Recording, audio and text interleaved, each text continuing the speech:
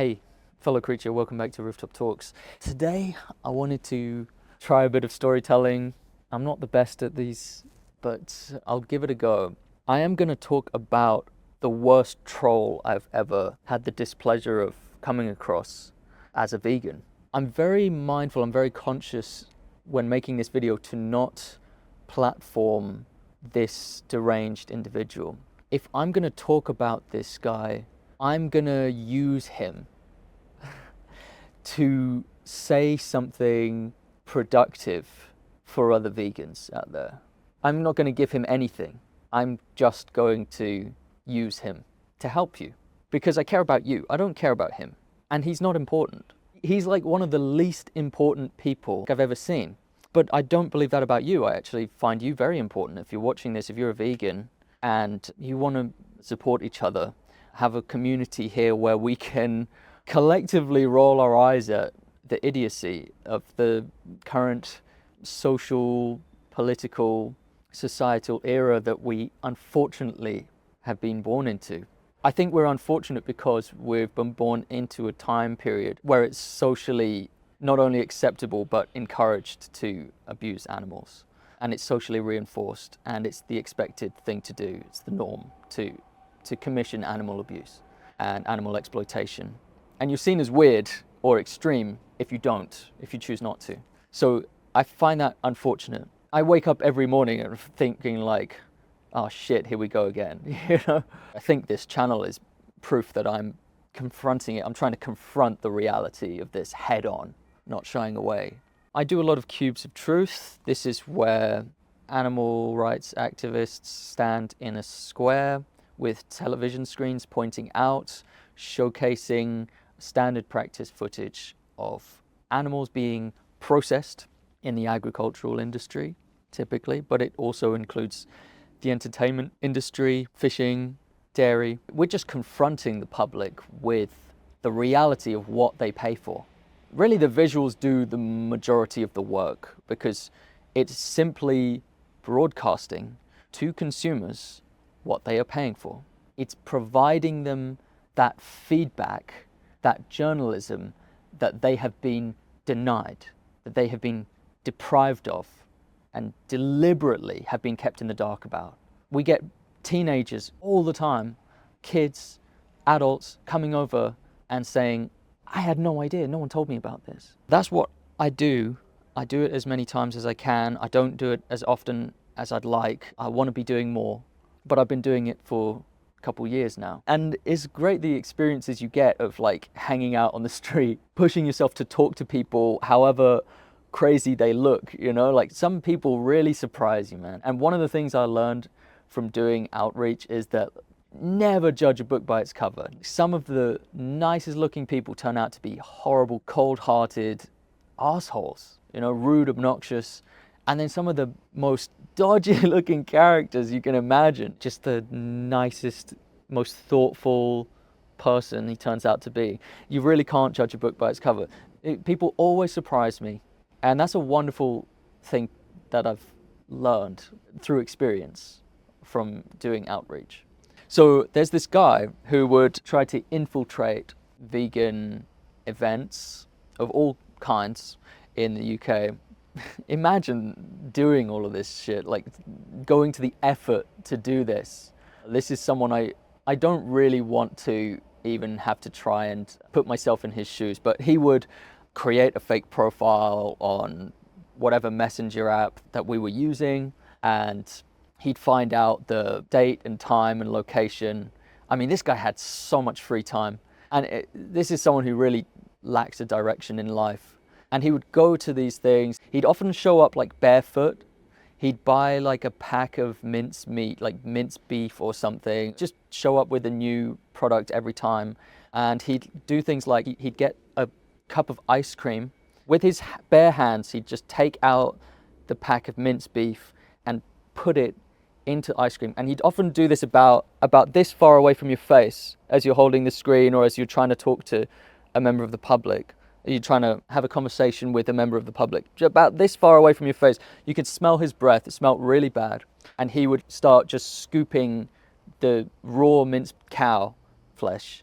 He had literally blood on his hands. It was very unsanitary, and he would just scoop big piles of it into his mouth. I looked into his eyes and the pupils were very dilated, so I don't know what that means. I don't know. Someone in the comments tell me what that means, if someone's pupils are really big. But he'd always show up like this, you know? And of course, he'd be filming everything through his phone. So he'd have his phone right up in your face as you're trying to continue a conversation with a member of the public. Often these members of the public that one of us would be talking to would be deeply affected by what they were seeing on the screen. They'd have questions, important questions about it, and we were trying to help them understand, provide context, provide information. These were concerned members of the public who were learning for the first time about the treatment of animals that they had been paying for. Some of them would go vegan on the spot as a result. They would say, I want no more part in this. Some of them wouldn't, of course, but we're dealing with a range of people, and many of the people were at the very least grateful that we were out here talking about this. Often it was the first and only time that they'd ever been presented with this problem. And then this guy comes along, and he would literally, there's a person speaking, and you know, typically with a stranger, someone you've just met, you give yourself a bit of distance between you and that person, because, you know, but this guy would like wedge himself between me and the person, and it was very easy for him to put someone off from it because he was so unsanitary. He would try to scare them away. At the time, I didn't know what he was interested in. I didn't understand it because he didn't want to talk, because he didn't want to listen. He only wanted to talk. And people might think that because I'm in these cubes of truth that I'm not there to listen, but I absolutely do. This is part of what this YouTube channel is like a lot of the time I'll be talking and responding and reflecting on what people have told me. So I'm listening as much as I'm explaining the situation as I see it. I'm also listening to what they're asking and what they're saying. He had no interest in that. I was interested in this guy. I would start asking him questions and he would just not respond to me. Didn't understand. Fast forward like, I don't know how many months later it was, many months later. I'm with Joey Carbstrong at one of his campaigns where we were informing the public about the way that pigs are killed in gas chambers up and down the country. And he had, again, done his thing, infiltrated the group, and this time he had a big placard and he had a megaphone, and on the placard was written some stupid anti-vegan bullshit, and he had a megaphone and he was deliberately trying to drown out the noise and was trying to irritate vegans as they campaigned and protested. And it was clear he didn't have a direct criticism for Joey, because the anti-vegan bullshit was not written about what Joey was saying. It wasn't a criticism of Joey. It was just a one-size-fits-all anti-vegan talking point written, like scrawled on there with incorrect spelling. It was quite funny because George Martin, another vegan, he's got a YouTube channel, he had a megaphone, and they for a while they were like megaphoning each other in the city square. It was funny, but as soon as I saw him and I heard him come along, I was like, oh, our advocacy for the day is going to be associated with this nut job. Just by him being there, people are going to have this association with turmoil. So it was a shame. And I don't know what we could have done about it. The vegans showed a lot of restraint with this guy, but obviously he's annoying. He's not got a message to spread. He's not got any kind of intention behind what he's doing. It seemed to purely be a method of stopping discourse, like stopping discussion, stopping the flow of information between members of the public and animal rights activists, which is like, no matter what opinion you have, I think you can agree that there's a problem there. If you have something you want to say to a vegan, you're welcome to say it. But he didn't have anything to say. He wanted to just flood the channels with noise. And I've got another video talking about what the anti-vegans want, and I suggest you watch it if you're curious about that. But I'll tell you the one insight I got from this. He wanted to talk to David Rams. I think it was David Rams. Or Joey. They were all there that day. He's like, I wanna debate David Rams. And David was rightfully annoyed by this guy and didn't want to give him anything. And David was in a conversation with a member of the public. So David was like, absolutely not, get away from me, you creep. And for whatever reason that day, I felt quite calm and centered and a little bit detached even. And so there were some activists there saying, like, can you please just respect David's personal space and just not go any further? The police were there as well. And there had been some violence that day. Someone had punched an activist in the face. One of the female activists was punched in the face. But a bunch of us were like, please, can you respect our personal space and not stand right up to us? Can you just do it from over there or something? And can you not interfere with the conversations we're having? He wasn't listening to any of this. He was probably high. I don't know if he's even alive now. I don't know. But I was there and he was saying, I demand a debate with David Rams, or I demand a debate with Joey Carbstrong. And I just said, you can debate me. You can debate me.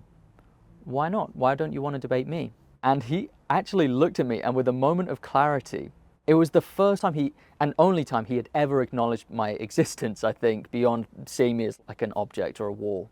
And he looked at me and he just said in this, it's like unnerving how calm and intelligent he was in that moment. And he said, no, you're way too calm and relaxed. Of course, he was filming everything as well. He was always sticking a camera in everyone's face. But he said, no, you're way too calm and relaxed. That's quite an insight, isn't it? He could see with enough clarity that by engaging someone who was calm, collected, relaxed, who wouldn't necessarily give them anything, give them unnecessary attention and energy, and actually answer things in a very grounded, coherent way, he would not get anything out of that. He would have a boring interview with boring answers to his incendiary questions. And that's not what he was there for. He was there to try and get a rise out of people. He was there to try and get maybe even a fist fight. Oh, that would be good. If someone laid hands on him, wouldn't that be sweet? He would love that. He would love it if someone laid hands on him. None of the vegans did, of course. So I guess that's the insight that I've been working towards with this video, and the insight I want to end on is that it's a parasitic type of thing. There's a parasitic nature that many trolls have where they are trying to get a rise out of you, and that's part of their plan, it's part of their tactic. And I know that in the moment it could feel good to do that if you're really emotionally frustrated. It's all part of their plan. You have to kind of analyze a comment or analyze the behavior of someone and decide whether or not this person is worth engaging with, and remember that they have all the time in the world. Like, these trolls have all the time in the world because they don't have a life. So if it's a war of attrition, they will win. If it's simply about who has the most time, they will win because they don't have a girlfriend, they don't have a wife. Some of the time they don't have a family. They certainly don't have any obligations. They don't have a job, right? This guy was walking around with bare feet. So they will win if it's a war of attrition. The only way you can win is by being mindful of their tactics and placing one's resources, primarily time, tactically into things that are productive for the cause. That's how we do a lot with a little, and that's how we win. That's how we take the oxygen out of the flame and refuse to give these sad losers anything that they can work with, that they can use in efforts in their various projects to undo public discourse, public realization, the advancement of society towards something more peaceful and virtuous. So that's all I have to say. Hope you enjoyed. See you in the next one.